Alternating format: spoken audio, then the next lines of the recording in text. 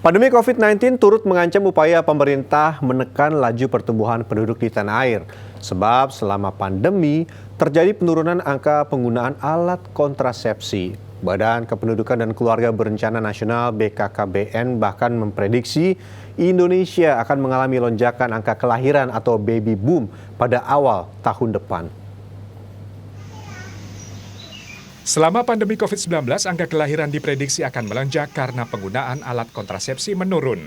Hal ini terjadi karena warga memilih untuk diam di rumah serta mengurangi kunjungan ke klinik atau rumah sakit. Salah satunya Putri Liani.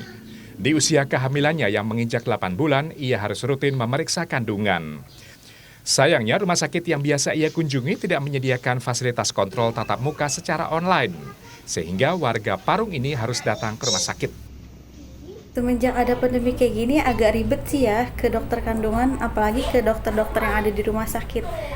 Jadi agak ribet gitu, harus pakai hand sanitizer, harus pakai masker juga. Terus masuk ke ruangannya juga nggak boleh berdua, harus sendiri.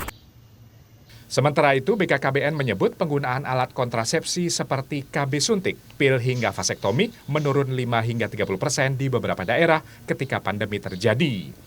Kepala BKKBN Hasto Wardoyo bahkan memprediksi Indonesia akan mengalami baby boom atau lonjakan angka kelahiran jika 15% dari 28 juta pasangan subur di Indonesia tidak menggunakan alat kontrasepsi. Maka akan ada potensi 400 angka kehamilan baru di bulan Maret hingga April. Kalau ini bulan Maret, bulan April sampai itu, ya persalinan akan meningkat. Tapi ini banyak yang positif itu ya.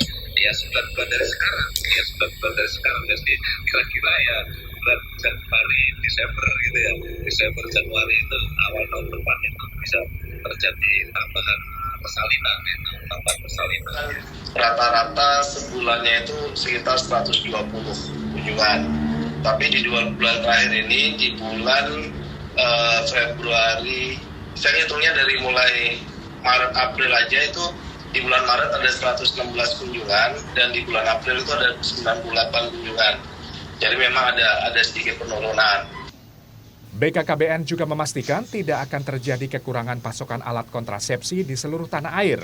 Masyarakat diingatkan akan pentingnya menggunakan alat kontrasepsi agar tidak terjadi kehamilan di luar nikah. Tim Liputan Trans 7.